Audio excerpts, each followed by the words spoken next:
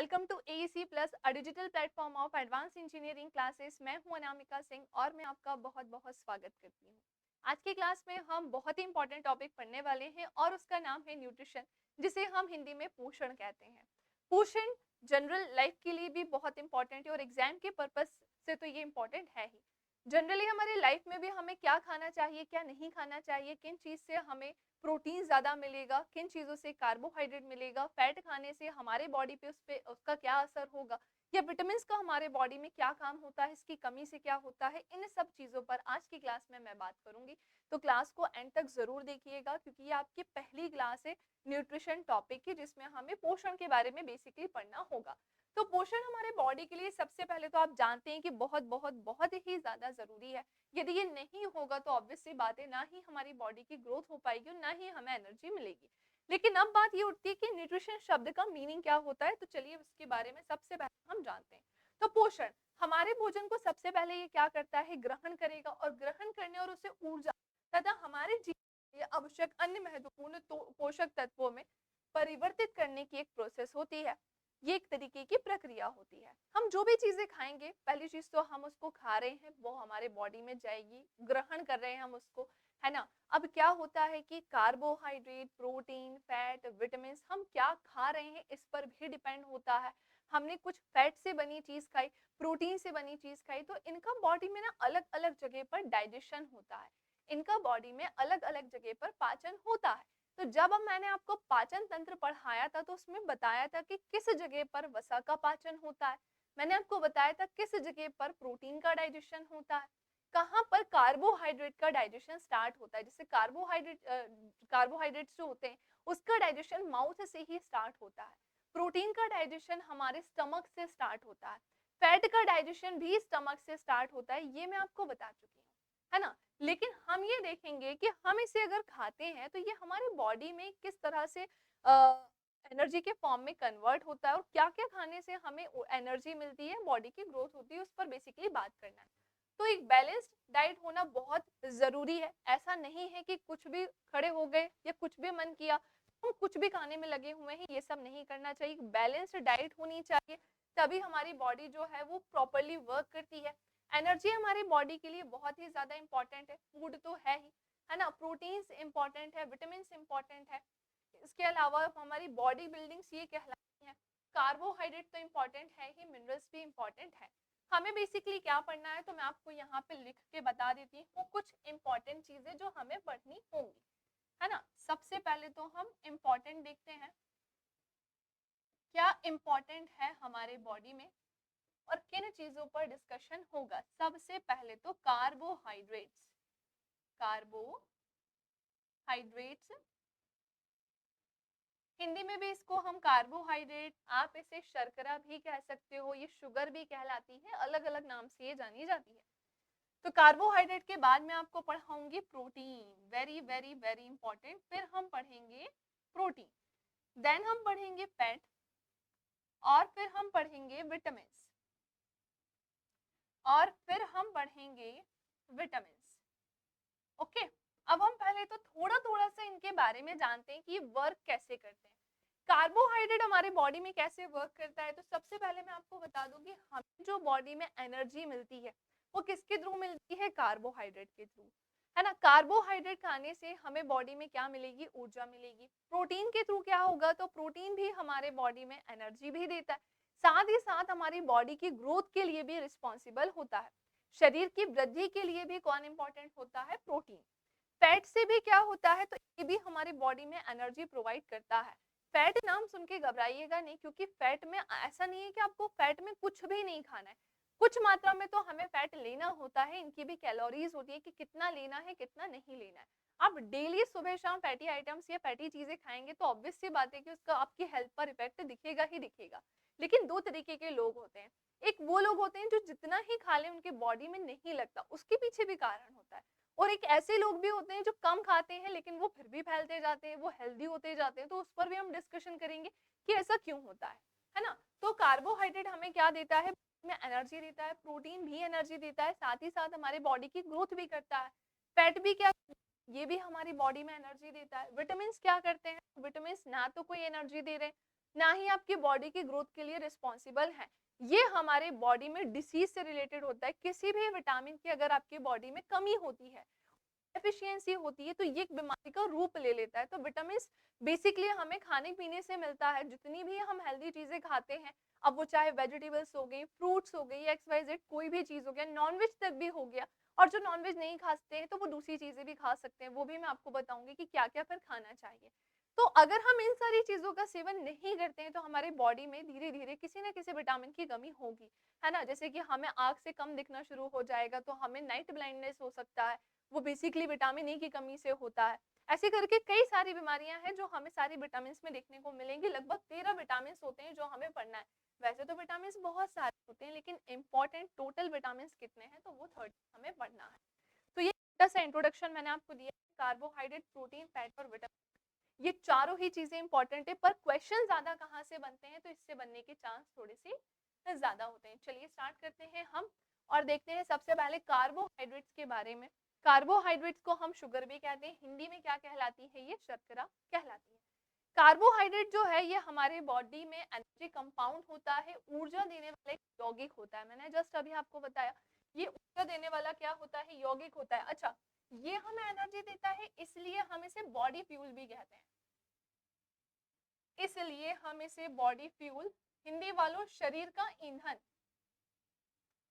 शरीर का ईंधन भी कहते हैं। बॉडी फ्यूल शरीर का ईंधन भी कहते हैं। 1 ग्राम कार्बोहाइड्रेट की अगर मैं बात करूं तो उसमें 4.3 कैलोरी होती है। कितनी होती है? लगभग 4.3 कैलोरी उसमें पाई जाती है। कार्बोहाइड्रेट को मापने की उसकी यूनिट क्या होती है तो वो सेकेराइड होती है। ध्यान से सुनना, कार्बोहाइड्रेट को अगर हमें मापना है तो उसकी बेसिक यूनिट क्या होती है, सेकेराइड। अब ये सेकेराइड क्या होता है तो अभी मैंने आपको बताया यूनिट तो है ही, लेकिन ये भी कितने तरीके की होती है, 3। एक होती है मोनोसेकेराइड, एक होती है डाइसेकेराइड और एक होती है पॉलीसेकेराइड। 3 तरीके की होती है, पर तीनों को मैं थोड़ा सा अलग तरीके से आपको पढ़ाने वाली हूँ। पहले तो ये समझ में आए ना कि अगर हमारे बॉडी में कार्बोहाइड्रेट की बात होगी तो ये एक एनर्जी कंपाउंड होता है।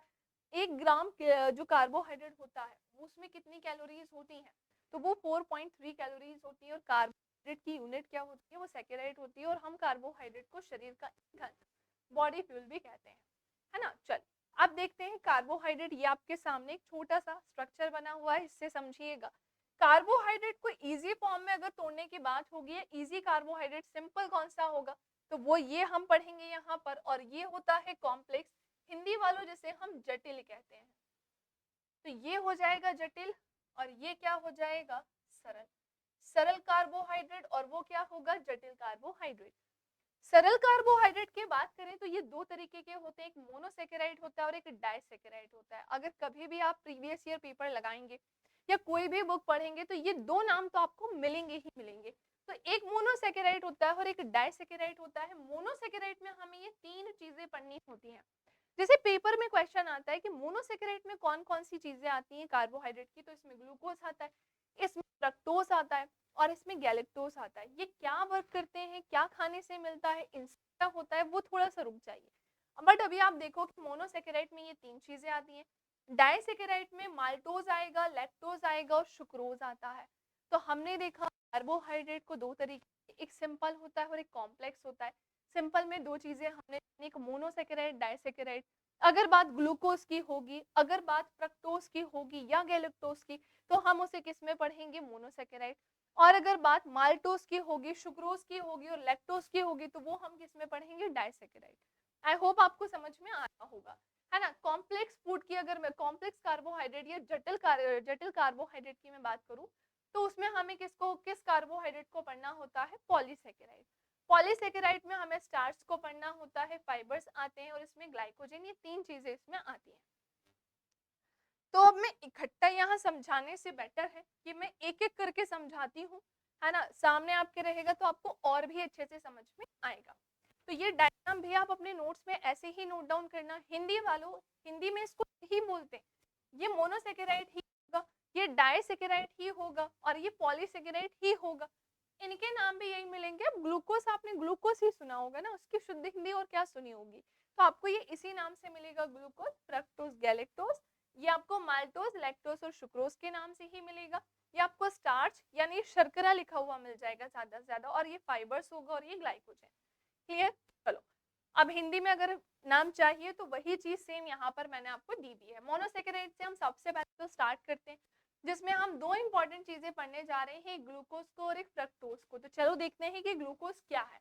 पहली चीज तो सबसे इंपॉर्टेंट कि एक ब्लड शुगर होता है, ये तो हमें पता ही है। ग्लूकोज क्या होता है? ब्लड शुगर होता है। क्या खाने से हमें ग्लूकोज मिलेगा? रोटी खाने से सबसे ज्यादा ग्लूकोज मिलता है। कभी भी आप नोटिस करिएगा एक चीज कि जब भी हमारे खाने में, खान पान में हम थोड़ी बहुत भी गड़बड़ करते हैं तो हमारी बॉडी में उसका जो रिएक्शन होता है वो बहुत जल्दी देखने को मिलता है। जो चीज हमें रोटी सब्जी दाल चावल दे सकती है वो कोई दूसरी चीज नहीं दे सकती है, ये आपको भी पता है। हम बाहर की कितनी चीजें खा लें, आप एक टाइम पिज्जा खा सकते हो, दूसरे टाइम खा सकते हो, फिर एक समय के बाद आपको खुद ही लगेगा, एक बार खा लिया, दो बार खा लिया, लेकिन तीसरी बार उसका खाने का आपको खुद का ही मन नहीं करेगा। वो ऐसा फूड होता है। जो हम बाहर के आइटम्स खाते हैं, आपको भी पता है कि हम हर टाइम वो चीज नहीं ले सकते हैं, है ना। लेकिन अगर मैं उसी में ही बात करूं कि रोटी हो गई, सब्जी हो गई, दाल हो गया, चावल हो गया, ये कुछ हेल्दी फूड होते हैं जिन्हें आप मॉर्निंग में, जिन्हें आप डे में भी खाना पसंद करते हैं, लंच में भी, जिन्हें आप डिनर में भी करना पसंद करते हैं, और कुछ लोग ब्रेकफास्ट में भी हैवी ब्रेकफास्ट ही करते हैं, जो कि करना भी चाहिए। ब्रेकफास्ट हमेशा हैवी होना चाहिए। उसके पीछे रीजन ये है कि अगर हम ब्रेकफास्ट हैवी करते हैं तो वो जो लंच तक का हमारा टाइम होता है वो अच्छे से निकल जाता है, साथ ही साथ हमारा जो दिमाग है वो फ्रेश भी हो जाता है। तो ये साइंस भी कहती है कि ब्रेकफास्ट हमेशा हमेशा जो है हैवी ही करना चाहिए। जिसे आपने गांव में देखा होगा, सुबह के टाइम लोग खाना खाकर ही चले जाते हैं, ऐसा होता है ना, और वो गलत नहीं है, जिसकी जैसी हैबिट हो, है ना। अब क्या होता है कि मॉडर्न जमाने की अगर बात करें तो वो टोस्ट ले रहे हैं, ब्रेड ले रहे हैं, ऑमलेट ले रहे हैं, और ये सब तो ऑमलेट वगैरह तो ले सकते हैं, लेकिन कुछ ऐसी चीजें और लो जो आपके लिए ज्यादा अच्छी हो, जैसे आप स्प्राउट्स वगैरह ले सकते हो, है ना। बाकी अगर कोई ब्रेकफास्ट में ही कुछ हैवी चीजें खा रहे हैं तो फिर वो बहुत अच्छा है, ठीक है। साइंस क्योंकि ये चीज कहती है। बट ग्लूकोज आपने नोटिस किया होगा कि हम हर टाइम बाहर का नहीं खा सकते। हम जो चीज घर की खाते हैं ना वो हमें बोरिंग नहीं लगती है, वो हमें ऐसा लगता है हम बाहर का बार बार खा रहे होते तो हमें ऐसा लगता है बस अब घर का मिल जाए।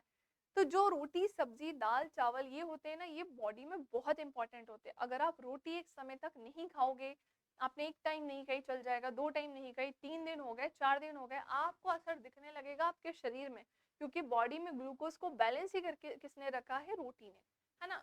कि ये क्या करता है? ब्लड शुगर होता है। अगर ग्लूकोज बॉडी में नहीं होगा तो ब्लड शुगर कैसा होगा? कम हो जाएगा। और आपको कौन सी प्रॉब्लम होगी? बीपी की। फिर आपको बीपी प्रॉब्लम होगी तो आप रोटी थोड़ी ना खाओगे, फिर उस समय क्या करोगे? आप ग्लूकोज चढ़वाओगे, और नहीं चढ़वाओगे तो दिक्कत बढ़ जाएगी। ऐसा होता है। फ्रक्टोज की अगर मैं बात करूं तो ये फ्रूट शुगर होता है, जिसे हम शुगर केन शुगर भी कहते हैं, गन्ने वाली शर्करा जो कि कहलाती है। बेसिकली किस चीज को खाने से मिलती है? फ्रूट्स को खाने से मिलती है। तो फ्रूट्स भी एक तरीके का कार्बोहाइड्रेट हो गया। कार्बोहाइड्रेट आप ये समझ लेना थोड़े मीठे के फॉर्म में होगा, शक्कर मत बोलना उसको, है ना, शक्कर मत बोल देना, थोड़ा मीठे के फॉर्म में बस ये होता है। तो पेपर में क्वेश्चन आता है, ग्लूकोज से आता है कि ये क्या होता है, तो हाँ ब्लड शुगर होती है। फ्रक्टोज पूछेंगे ये क्या होता है, तो ये फ्रूट शुगर, ये शुगर कैन शुगर होती है। देन आते हैं फिर ओलिगोसेकेराइड। आपको डाइसेकेराइड ओलिगोसेकेराइड के नाम से भी मिलेगा। तो कभी आपको डाइसेकेराइड ओलिगोसेकेराइड के नाम से मिल जाए, समझ जाना कि इसी के बारे में बात चल रही है। तो ओलिगोसेकेराइड हमें माल्टोज लैक्टोज और सुक्रोज के बारे में पढ़ना है। सबसे पहले हम माल्टोज पढ़ते हैं। माल्टोज आपको माल्ट शुगर के नाम से भी मिल जाएगी, जिसमें सबसे होते हैं एलमंड्स, है ना, जिसमें सबसे इंपॉर्टेंट होते हैं एलिमेंट्स। अभी रिसेंटली मैं क्वेश्चंस देख रही थी तो उसमें मैंने देखा था कि माल्टोज किन चीज को खाने से मिलता है, तो आंसर था उसमें 4 ऑप्शन मैंने देखे थे, जिसमें से करेक्ट आंसर एलिमेंट था। ठीक है, बादाम खाने से हमें क्या मिलता है? माल्टोज मिलता है। लैक्टोज की अगर मैं बात करूं तो ये मिल्क शुगर होता है। लैक्टोज नाम से ही समझ जाइए कि ये मिल्क के बारे में ही बात चल रही है। तो अगर आप दूध से बना कोई भी चीज खाते हैं, है ना, तो वो किस में चली जाएगी? आपके लैक्टोज में चली जाएगी, जिसे हम दूध वाली शर्करा कहते हैं। ये किस में चला जाएगा? ऐसे करेगा। नेक्स्ट आते हैं सुक्रोज। सुक्रोज जो होती है वो टेबल शुगर होती है, जिसे हम जैगरी भी कहते हैं, गुड़ वाली शर्करा बेसिकली ये कहलाती है। तो आपके सामने दो तरीके के हमने सेकेराइड्स पढ़े हैं, एक मोनोसेकेराइड पढ़ा है, एक ओलिगोसेकेराइड पढ़ा है, जो कि डाइसेकेराइड के भी नाम से जाना जाता है। आई होप आपको अब क्लियर हो गया होगा। जो मैंने यहाँ पे नाम लिखे थे बस वही मैंने आपको यहाँ पर समझाया। चलो नेक्स्ट आते हैं उसके बाद एक चीज और, गैलेक्टोज वहां पर नहीं लिखा है, बट मैं आपको ओरली एक्सप्लेन कर देती हूँ। जैसे कि शहद हो गया, है ना, शहद की अगर मैं बात करूँ तो वो खाने से हमें क्या मिलता है, गैलेक्टोज मिलता है, वो भी एक तरीके की शर्करा ही होती है। पॉलीसेकेराइड की अगर मैं बात करूं तो इसमें हमें क्या क्या पढ़ना होता है, स्टार्च। स्टार्च की अगर मैं बात करूं, बेसिकली रूट्स में पाए जाते हैं, जिसे हम रिजर्व्ड फूड ऑफ प्लांट्स कहते हैं, पादपों का संग्रहित खाना कहते हैं, जो कि कहाँ पर होता है, प्लांट्स के रूट्स में होता है। फिर वो टिश्यूज के थ्रू कहाँ चला जाता है, पूरी प्लांट्स में फैल जाता है। जब मैं प्लांट वाला सेक्शन पढ़ाऊंगी, प्लांट मॉर्फोलॉजी पढ़ाऊंगी, तो उसमें हम पूरा स्ट्रक्चर बना के देखेंगे ये पूरी प्रोसेस को। बट पे ध्यान रखिए कि इसकी बेसिक लोकेशन क्या होती है, तो रूट्स वाला सेक्शन होता है। ये रिजर्व्ड फूड होता है ना, जो वो अपने खाने को क्या करके रखता है, संग्रहित करके रखता है। अच्छा, एक चीज और, आप जो कैप्सूल खाते हैं, है ना, तो कैप्सूल हम जो खाते हैं उसका कवर थोड़ा प्लास्टिक जैसा दिखता है। अब मैं ये वर्ड यूज कर रही हूँ, आपको भी पता है वो प्लास्टिक तो है नहीं, प्लास्टिक थोड़ी खाओगे, बट मैं बता रही हूँ कि वो दिखता तो वैसा है ना। और तो हम जब वो खाते हैं तो वो इजीली डाइजेस्ट क्यों हो जाता है, क्योंकि क्वेश्चन आता है कि वो जो कैप्सूल कवर होता है वो किसका बना होता है, तो वो स्टार्च का बना होता है। कैप्सूल कवर स्टार्च का बना होता है, तो हम जब खाते हैं उसे तो वो इजीली क्या होता है, घुल जाता है हमारे पेट में, और वो हमारे बॉडी में जिस चीज के लिए भी हमने खाया है वो रिएक्ट कर देता है। ग्लाइकोजन बेसिकली कहाँ पाया जाता है, लीवर में। ये reserved food of human beings होता है ना। ये मानव का संग्रहित खाना, प्लांट्स में अगर बात आएगी तो वो स्टार्च हो जाएगा, और ग्लाइकोजन की अगर बात होगी तो वो लीवर में होता है, और आपका संग्रहित खाना होता है। काइटिन की बात आएगी तो ये आउटर लेयर होती है, ये तो बिल्कुल भी बताने की जरूरत नहीं होनी चाहिए, ये हम पढ़ चुके हैं। कीड़े मकोड़ों का संचित खाना जो होता है वो क्या होता है, काइटिन होता है, ये कार्बोहाइड्रेट के फॉर्म में होता है। जैसे सेल्यूलोज, देखो लिखा ही हुआ है। की बात करें तो ये प्लांट्स में होता है, ये भी एक तरीके का कार्बोहाइड्रेट है। जब मैंने आपको पढ़ाया था, जब मैंने आपको डायग्राम बनाना सिखाया था, डायग्राम में मैंने आपको बताया था, किसको बताया था, तो वहां हमने देखा था,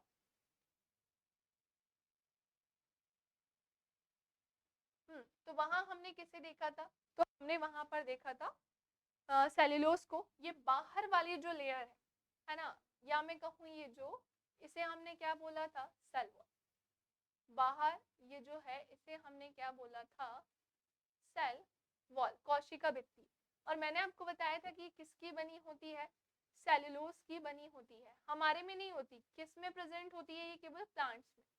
हमारे में तो सेल मेम्ब्रेन थी जो कि प्रोटीन और लिपिड की बनी होती है, लेकिन प्लांट्स में ऐसा नहीं होता है। प्लांट्स में सेल वॉल जो है वो किसकी बनी होती है, तो प्लांट्स में सेल्यूलोज की बनी होती है, और हमारे में सेल मेम्ब्रेन होती है जो प्रोटीन और लिपिड की बनी होती है। सो सेल्यूलोज जो होती है प्लांट में, और ये कोशिका भित्ति होती है, क्या होती है, कोशिका भित्ति, यानी कि सेल वॉल। आई होप आपको ये भी समझ में आ गया होगा। पॉलीसेकेराइड जिसमें हमें स्टार्च, ग्लाइकोजन, काइटिन और सेल्यूलोज को पढ़ना होता है। सो कार्बोहाइड्रेट के बारे में फिर से पूरा जानते हैं। कार्बोहाइड्रेट क्या होते हैं, तो ये हमारे बॉडी में एनर्जी प्रोवाइड करते हैं। इनकी जो बेसिक यूनिट होती है वो सेकेराइड होती है। 1 ग्राम कार्बोहाइड्रेट में 4.3 कैलोरीज होती है। इसके अलावा इसे बॉडी फ्यूल कहते हैं। दो तरीके से हमने इसे पढ़ा, एक सिंपल कार्बोहाइड्रेट और एक हमने पढ़ा कॉम्प्लेक्स। सिंपल में मैंने आपको मोनोसेकेराइड और डाइसेकेराइड पढ़ा है, जिसमें हम ग्लूकोज, फ्रक्टोज और गैलेक्टोज को देखा। और डाइसेकेराइड में माल्टोज, लैक्टोज और सुक्रोज आए। पॉलीसेकेराइड में हमने स्टार्च को देखा, फाइबर्स को, ग्लाइकोजन को, और हमने इसी में सेल्यूलोज को भी देखा। इसमें लिखा नहीं है, कोई बात नहीं, बट मैं लिख देती हूँ कि इसी में हमने सेल्यूलोज को भी देखा है। फिर हमने एक एक करके सबके बारे में थोड़ा थोड़ा जाना कि ये कैसे वर्क करते हैं और कहाँ पर पाए जाते हैं। Clear, done. चलो नेक्स्ट है सेकंड नंबर पे, प्रोटीन की तरफ आते हैं। जितना इजी वे में मैं आप तक पहुंच सकती हूँ समझाने के लिए, मैं उतना इजी वे में जाने की कोशिश कर रही हूँ, तो फिर ताकि आपको अच्छे से समझ में आ जाए। तो चलो देखते हैं फिर प्रोटीन के बारे में। प्रोटीन की अगर मैं बात करूँ तो इसकी सबसे बेसिक यूनिट क्या होती है, तो अमीनो एसिड होती है। कि क्या होती है, अमीनो एसिड होती है, ध्यान से सुनना, है ना, इसमें आगे दिया भी होगा।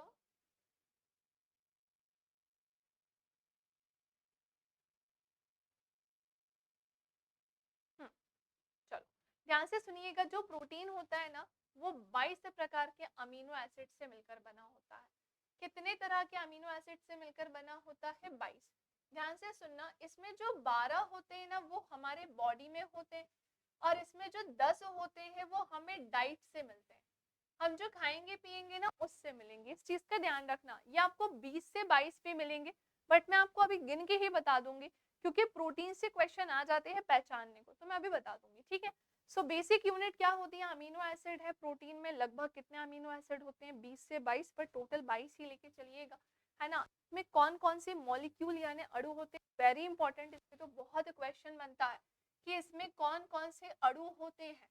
तो ध्यान से सुनिएगा, इसमें जो है कैल्शियम होता है ना, इसमें जो है तो इसमें हाइड्रोजन होता है, इसमें ऑक्सीजन होता है, इसको हम कार्बोहाइड्रेट कर लेंगे, ठीक है। अच्छा हाँ, कैल्शियम हो गया, हाइड्रोजन हो गया, ऑक्सीजन हो गया, नाइट्रोजन हो गया और सल्फर हो गया। इतनी सारी चीजें होती हैं, इतनी सारी चीजें जो है इसमें पाई जाती हैं, और इन्हीं से मिलकर क्या बनते हैं, तो ये प्रोटीन बनते हैं, जो जिसमें छोटे छोटे इन सब के मॉलिक्यूल होते हैं। प्रोटीन इज नोन एज, जिसे क्या बोलते हैं, बिल्डिंग ब्लॉक ऑफ लाइफ, है ना। एनर्जी कंपाउंड भी होता है, बिल्कुल हमें एनर्जी देता है। 1 ग्राम प्रोटीन में 4.5 कैलोरीज होती हैं।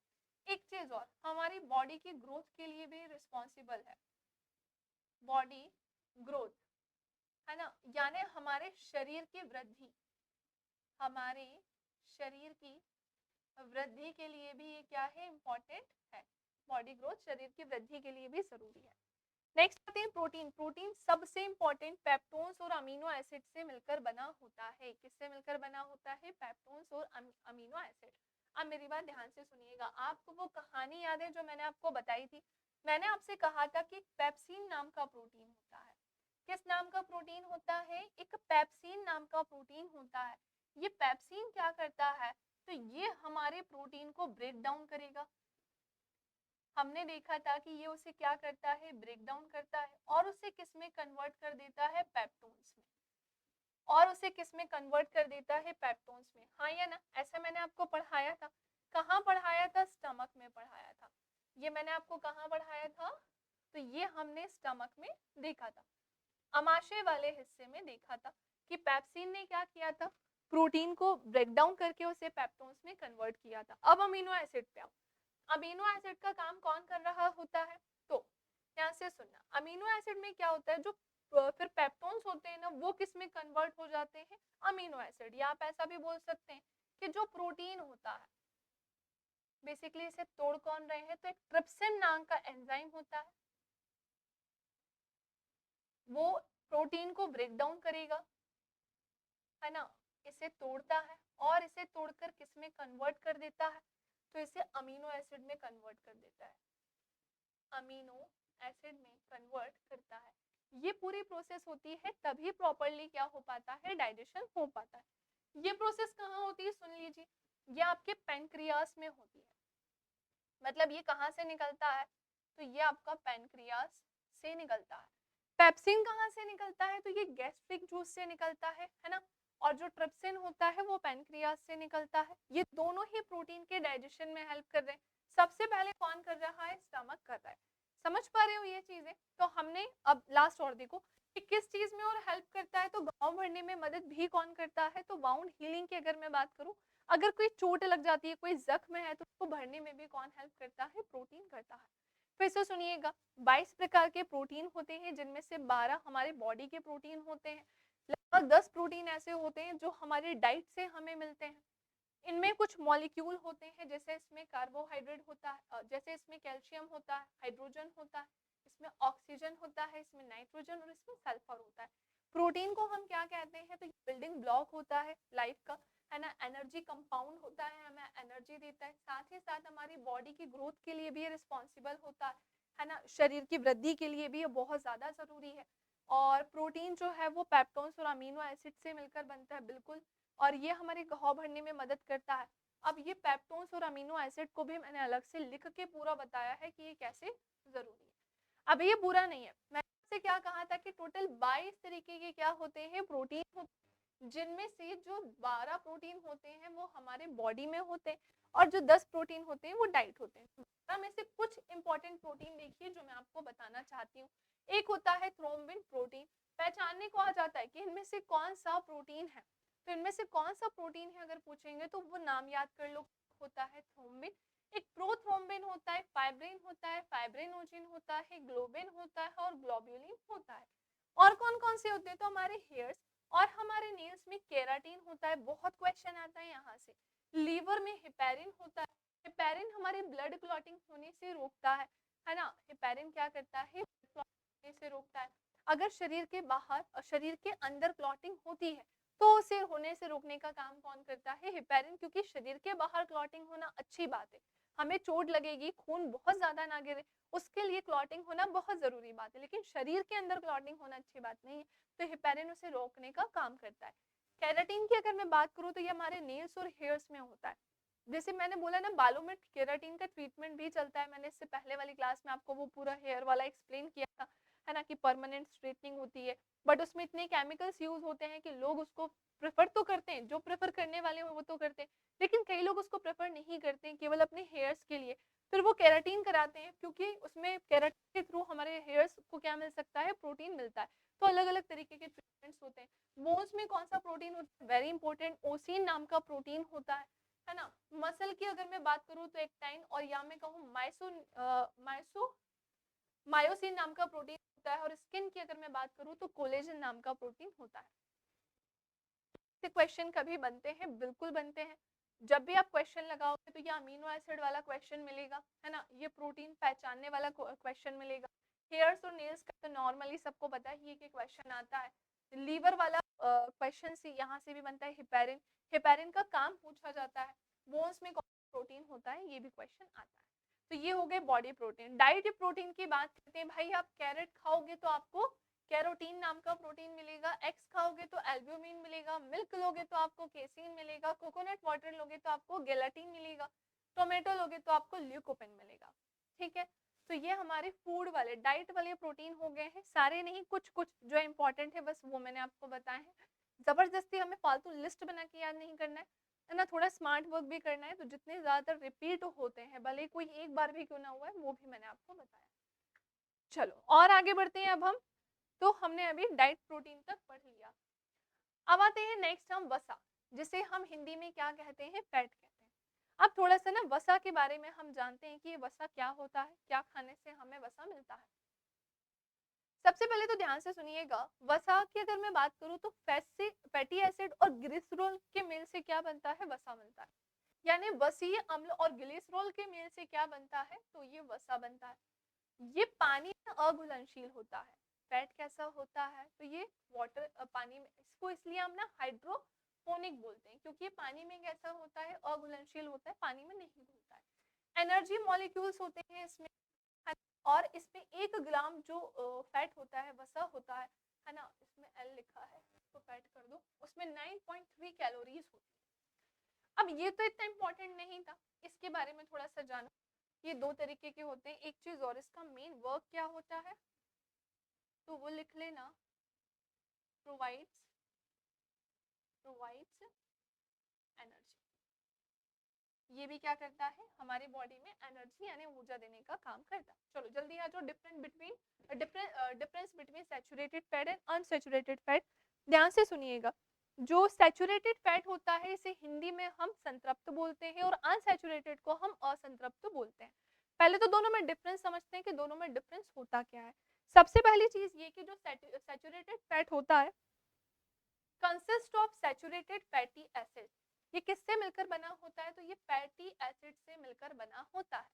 Saturated fatty acids have no double bond, इनके बीच में कोई दोहरा संबंध नहीं होता है, डबल बॉन्ड नहीं होता है ना, between the carbon atoms of the fatty acid chains, है ना। इसके अलावा अगर मैं अनसैचुरेटेड की बात करूं तो consist of unsaturated fatty acids, मतलब ये अनसैचुरेटेड फैटी एसिड से मिलकर बना होता है, विच कंटेन वन और more than one double bond in the fatty acid chains. तो यहाँ पर कोई भी बॉन्ड नहीं होता है, मतलब नो डबल बॉन्ड, कोई डबल बॉन्ड नहीं होता, और यहाँ पर 2 या 2 से ज्यादा बॉन्ड्स इसमें होते हैं। हायर मेल्टिंग पॉइंट किसका होता है, तो सैचुरेटेड का होता है, और लोअर मेल्टिंग पॉइंट किसका होता है, अनसैचुरेटेड का होता है। Exist as solid at room temperature, इसमें रूम टेम्परेचर के ऊपर ये डिपेंड करता है, कैसे करता है, जैसे अगर मैं कोकोनट ऑयल की अगर बात करूं, कोकोनट ऑयल को अगर हम किसी अगर हम इसे बॉईल करेंगे या हम उसे थोड़ा गर्म करने की कोशिश करेंगे, या अगर रूम का टेम्परेचर थोड़ा सा हाई है या कम है, तो डेफिनेटली उसके ऊपर इफेक्ट पड़ेगा ना। सर्दी के टाइम पे वो अपने आप जम जाता है, गर्मी के समय में अपने आप मेल्ट हो जाता है। ये किसके कारण होता है, वो किसका एग्जाम्पल होगा, सैचुरेटेड। अगर मैं सोयाबीन ऑयल की बात करूंगी ना, तो वो अनसैचुरेटेड होगा। वो अनसैचुरेटेड क्यों होगा, क्योंकि अगर हम उसका ना किसी भी टेम्परेचर पर कोई इफेक्ट नहीं पड़ता, तभी तो हम कह रहे हैं कि इसका जो मेल्टिंग पॉइंट होता है वो कैसा होता है, लोअर होता है, exist as liquid at room temperature, है ना। तो इसका रूम टेम्परेचर बेसिकली उस पर कोई इफेक्ट नहीं पड़ता है, जिसका अगर सैचुरेटेड की बात करूं तो उस पर पड़ता है। कैन नॉट बी हाइड्रोजेनेटेड, और इसके अलावा ये कैन बी हाइड्रोजेनेटेड। जो इंपॉर्टेंट है वो पॉइंट याद रखो। अब लिखा है एक बार इसलिए रीड कर दे रही हूँ। हाई कोलेस्ट्रॉल कंटेंट, ऑब्वियस सी बात है, इसमें वो सारी फैटी चीजें आती हैं जिसके कारण जो कोलेस्ट्रॉल है वो बहुत ज्यादा बढ़ जाता है, और इसमें जो है वो बढ़ता नहीं है बल्कि कम ही रहता है, जिसके नॉर्मल हम ऑयल का यूज करते हैं, जिसका टेम्परेचर पर इफेक्ट नहीं पड़ता। जैसे हमारे घर में पराठा बनता है, पूड़ी बनती है, तो ऐसा है क्या कि वो बहुत देर तक रहेगा, या अगर हम टेम्परेचर वाली किसी जगह पे लेकर जाएंगे हाई टेम्परेचर, लो टेम्परेचर के कारण उस पर कोई इफेक्ट पड़ेगा क्या, क्या वो जलेगा, क्या वो मेल्ट होगा, सॉरी जमेगा या मेल्ट होगा, तो उस पर कोई इफेक्ट नहीं पड़ता है। तो ऐसी चीजें जिसका टेम्परेचर से कोई रिलेशन नहीं होता है वो अनसैचुरेटेड में जाती हैं, और जो चेंज हो जाएंगी वो किस में जाएंगी, सैचुरेटेड। सैचुरेटेड सभी चीजें बॉडी के लिए अच्छी नहीं होती हैं, और ये अनसैचुरेटेड ये भी जरूरत से ज्यादा अच्छी नहीं है, बट हाँ इसे हम नॉर्मली यूज कर सकते हैं, ठीक है। तो ये सब इसमें आता है। अच्छा, अगर मैं आपसे बोलूं घी, घी की बात करूं तो वो सैचुरेटेड है, अनसैचुरेटेड है, तो घी किस में जाएगा, सैचुरेटेड में जाएगा, है ना। इसके अलावा अगर मैं बात करूं डालडा घी, तो वो भी सैचुरेटेड में जाएगा। तो ये कुछ ऐसे एग्जाम्पल्स हैं जो कि मेल्ट हो जाते हैं और टेम्परेचर पर इसका अफेक्ट होता है ना। So that's it. एक लास्ट चीज और पढ़ लीजिए, फिर हम इसे ओवर कर देंगे। न्यूट्रिशन पोर्शन में विटामिन का थोड़ा सा सेक्शन पढ़ लीजिए, फिर हम अपनी क्लास को ओवर करते हैं। ध्यान से सुनिएगा। विटामिन की अगर मैं बात करूं तो इसको डिस्कवर किसने किया था। वैसे तो आपको हॉपकिंस नाम के एक साइंटिस्ट मिलेंगे, बट उनका नाम इतना देखने को मिलता नहीं है, तो डिस्कवरी पे भी ध्यान रखना कि फंक ने डिस्कवर किया था, और नाम भी किसने दिया था, फंक ने। ओके, और no calories obtained by vitamin. Vitamin से किसी तरह की कोई कैलोरी नहीं मिलती है, क्योंकि इससे एनर्जी नहीं मिलती है। क्योंकि विटामिन की अगर मैं बात करूं तो ये दो तरीके के होते हैं, एक जल में घुलनशील होता है और एक वसा में घुलनशील।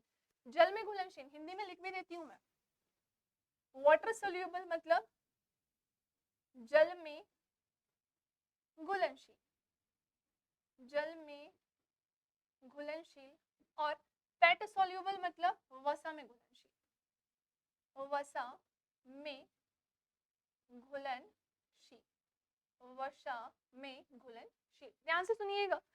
जो जल में घुलनशील विटामिन होते हैं वो केवल बी और सी होते हैं, जिसको हमें पढ़ना है। अभी केवल मैं नाम बता रही हूँ कि ये इजीली कैसे होते हैं। तो ये वाटर सोल्यूबल होते हैं, जल में घुल जाते हैं। फैट सोल्यूबल कौन कौन से होते हैं, तो ए होता है, डी होता है, ई होता है, के होता है। आप इसे कीड़ा भी याद रख सकते हो, कीड़ा से भी याद रख सकते हो। कीड़ा में विटामिन के भी आ जाएगा, ई भी आ जाएगा, डी भी आ जाएगा, ए भी आ जाएगा, सारे विटामिन आएंगे। अब जो बीच के छूट गए वो सब यहाँ आएंगे। अब विटामिन बी की बात करूँ ना, तो इसका एक बहुत बड़ा परिवार है। विटामिन बी में खुद में बहुत सारे विटामिन आते हैं, और इन सब के बारे में हमें पढ़ना होगा। तो जो नेक्स्ट क्लास होगी उसमें कुछ इस तरीके से हम पढ़ेंगे। क्या क्या पढ़ना होगा, तो सबसे पहले मैं फिर से आपको बता देती हूँ, हम पढ़ेंगे इनका केमिकल नेम। हर एक विटामिन का कौन सा रासायनिक नाम होता है, क्या रासायनिक नाम होता है। सेकंड, अगर इनकी डेफिशिएंसी हो जाए, अगर इनकी कमी हो जाए तो कौन सी बीमारी होगी। थर्ड, ये कमी ना हो तो हमें किन किन चीजों को खाना चाहिए, किन किन चीजों का सेवन करना चाहिए कि हमारे बॉडी में किसी भी विटामिन की कमी ना हो, ये भी हम पढ़ेंगे। सो ये आपका विटामिन वाला सेक्शन होगा नेक्स्ट क्लास में, है ना। ये कुछ इस तरीके से हमें पढ़ना होगा कि केमिकल नेम, डेफिशिएंसी, सोर्सेस, ये सारी चीजें आज नहीं पढ़ा रही हूँ। आज केवल मैंने आपको पूरा बेसिक वाला जो सेक्शन था, कार्बोहाइड्रेट, प्रोटीन और फैट का और विटामिन का कुछ छोटा सा पार्ट भी बताया है। ओके, सो मिलेंगे अब हम नेक्स्ट क्लास में। नेक्स्ट क्लास में पहुंचने के पहले एक छोटी सी इंफॉर्मेशन, यदि आप एसएससी जेई की तैयारी कर रहे हैं 2023, सो आप हमारे सार्थक बैच को ज्वाइन कर सकते हैं। लेकिन इसी के साथ अगर आप जेई की भी तैयारी कर रहे हैं अलग से, साथ में कैसे होगी, तो फिर आप हमारे विजय बैच को ज्वाइन कर सकते हैं। और अगर आप नॉन टेक्निकल में सिंगल सब्जेक्ट्स पढ़ना चाहते हैं, जैसे रीजनिंग हो गया, एप्टीट्यूड हो गया, हिस्ट्री हो गया, पॉलिटी हो गया, इकोनॉमिक्स हो गया, ज्योग्राफी हो गया, हिंदी हो गया, साइंस हो गया, तो आप ये सारे कोर्सेज भी परचेस कर सकते हैं। इसके अलावा अगर आप अपनी प्रिपरेशन को बूस्ट करना चाहते हैं और भी अच्छा करना चाहते हैं तो पढ़ने के बाद आपको टेस्ट भी तो देना होगा, और जब आप टेस्ट दोगे तो टेस्ट के लिए आप हमारे टेस्ट सीरीज भी ज्वाइन कर सकते हैं। मैंने जो जो पढ़ाया है वो आपको पीडीएफ चाहिए उसकी तो आप टेलीग्राम चैनल से जुड़ सकते हैं, जहां पर आपको हमारी जितनी भी क्लासेस होती हैं सभी की पीडीएफ मिलेंगी। जो पहले क्लासेस हो चुके हैं उनकी भी पीडीएफ मिलेंगी। सो मिलेंगे अब हम नेक्स्ट क्लास में, जहां पर हम विटामिन को ही कंटिन्यू करेंगे। नेक्स्ट क्लास में सारे विटामिन और जितने इंपॉर्टेंट क्वेश्चंस होंगे वो भी मैं कराऊंगी। तब तक के लिए जय हिंद, जय भारत।